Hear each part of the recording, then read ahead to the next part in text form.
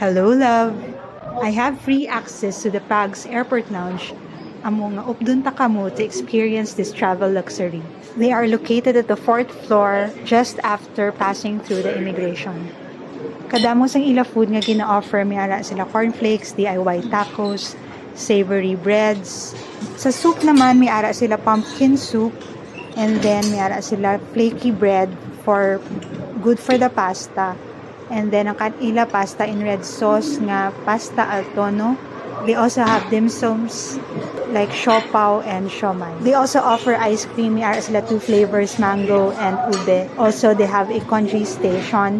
Puno man ang ref nila sa tubig, beer, kag sodas. May ara man sila iced tea, kag calamansi juice, at kag kung gusto mag-coffee, may ara man available. This window provides a good view of the airport runway. And this is the station for their additional desserts.